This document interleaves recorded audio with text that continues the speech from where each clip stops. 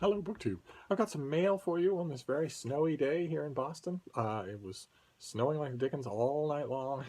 All night long. I took Frida out for a little walk late last night, and it was just starting. There was no snow on the ground, but there were tiny little dander flakes in the air, and there was that metallic feel to the air. Know that you when you feel it, you just know that taste. You know that there's more snow coming, lots more snow coming. And uh, by morning it was piled high. It's been going all day long. It doesn't really work to my other filming location doesn't really work, so I'm trying uh, this one. I'll try a few others and see how they work. In quest of finding something in this room that actually works all the time, works fairly easily.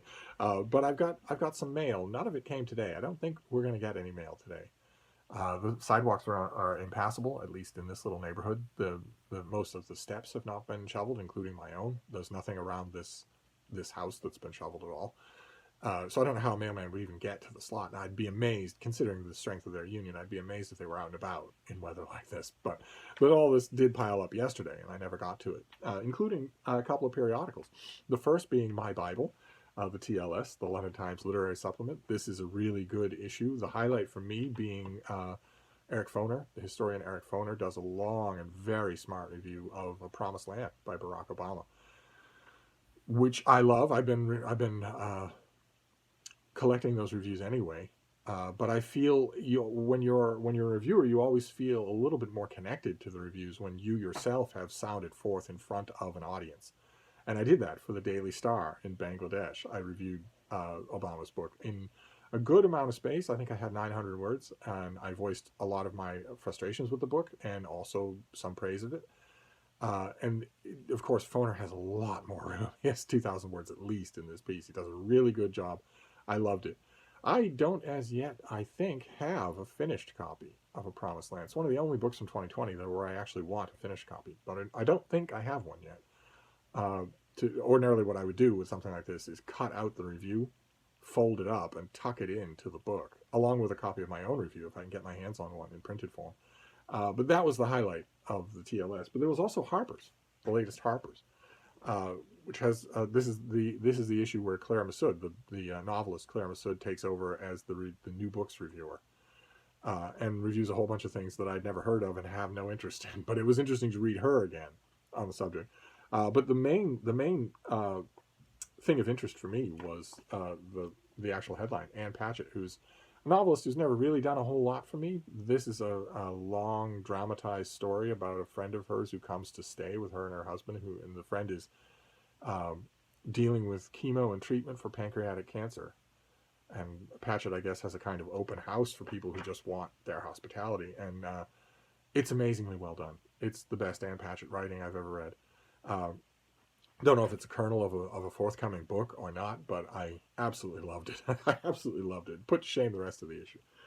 So those are the periodicals. But we also have just ordinary mail, including at the end here a huge box that cannot be from a publisher. It's too big and too light, so it has to be from one of you. In the meantime, before we get to that, let's see what we have. Oh, great. Okay. All right. We've seen this before. This is just a double. This is a debut novel that we have seen it before, and we have hauled it before, and we've also read in it before. It's part of a page 112 tag. This is W.S. Winslow's debut novel, The Northern Reach, which is her attempt at writing a Maine novel. The state of Maine here in the United States. Those of you who don't live in the United States, maybe you've never visited the United States. Maine is something odd. It is strange. And when you have been to Maine, especially, I mean, the state is very tall, and there are all sorts of vacation resorts in the south and some lovely beaches in the south, right along the border and right along the coast. But when you trek up north into Maine and inland into the wooded interior of Maine, it leaves an impression. It really does. You feel like you've been someplace weird, someplace special. And everybody who experiences that, or God forbid, grows up there, wants to try and capture it in prose. Uh, Let's see here. Frozen in grief after the loss of her son at sea, Edith Baines stares across the water at a schooner under full sail, yet motionless in the winter wind and surging tides of the northern reach. Edith seems to be hallucinating, or is she? Edith's Boat Watch opens this novel, set in the coastal town of Wellbridge, Maine, where townspeople squeeze a living from the perilous bay or scrape by on the largesse of the summer folk and whatever they can cobble together, salvage, or grab. At the center of town life is the Baines family, along with the ne'er-do-well Moody clan, the Martins of Skunk Pond, and the dirt-farming, bootlegging Edgecombs.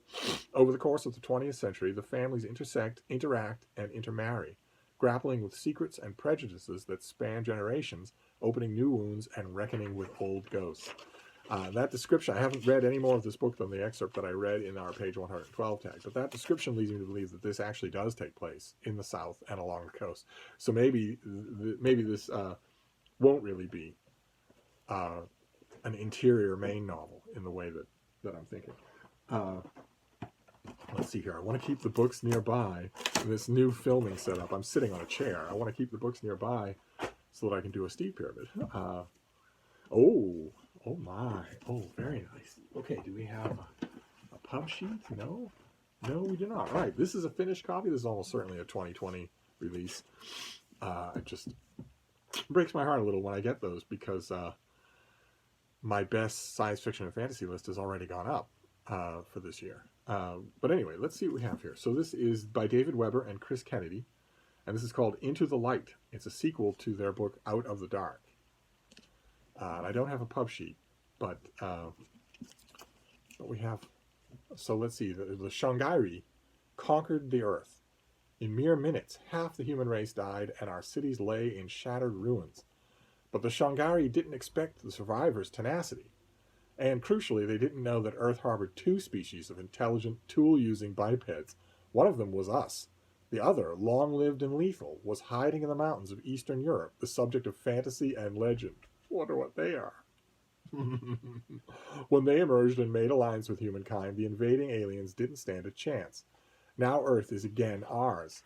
Aided by the advanced tech the aliens left behind, we're rebuilding as fast as we can, and a select few of our immortals are on their way to the Shanghairi homeworld, having commandeered one of their starships, the planet-busting kind. We've defeated the alien invasion, we're recovering and rebuilding. Now we've got to make sure they don't come back.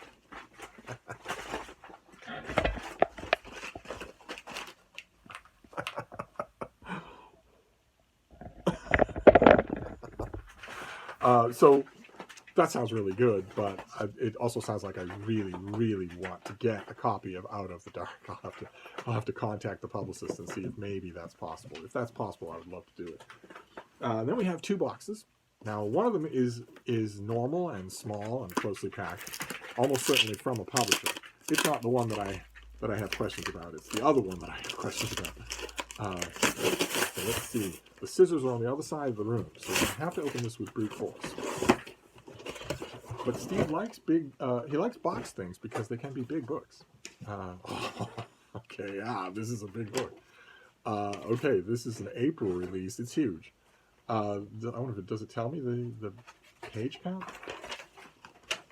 It's well over 1,000 pages, that's for sure. Oh no, this book says 880 pages. This seems a lot bigger than that.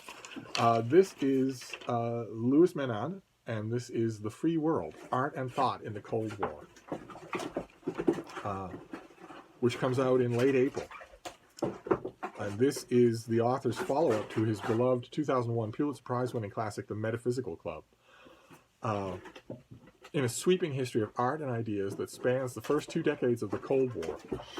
With this book, Menand sets out to tell the story of how the United States went from a country that was largely admired around the world following the end of World War II, but existed on an artistic and cultural periphery, to a country that had moved to the center of artistic and intellectual influence, but had largely lost political credibility as it became increasingly entangled in Vietnam. In order to tell this story, the author zooms in on a series of varied topics, artistic fields, and intellectual milieus, which she investigates with characteristic authority, insight, and verve. Slow down there, Seymour. I'll let you know about his verve, okay? In these pages, the author narrates the story of George Kennan as he laid the intellectual foundations for the policy of containment that would define the Cold War. He explores the life of George Orwell as he is writing his anti-totalitarian classic 1984. He introduces us to thinkers such as Hannah Arendt and C. Wright Mills, writer Susan Sontag and James Baldwin, and artists from Jackson Pollock to John Cage. Jackson Pollock and John Cage. Yay.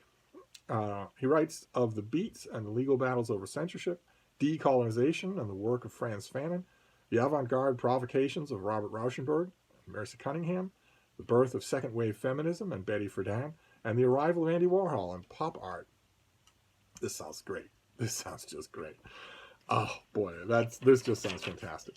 It's a big, hefty thing. It comes out in late April. I am on board. I am absolutely on board. So I will contact the publicist to make sure that I'm on the lot for a finished copy. And that we have it. Those are the books. So you have Into the Light, The Northern Reach, which we've seen before, and The Free World by Louis Menard. A lot of you will have read The Metaphysical Club, so you'll know already that you like this author. Now we have the box. Great big box. We're going to see what this is. I'm presumptuously putting the books down because I'm not sure this is a book. What have we got here? What is this?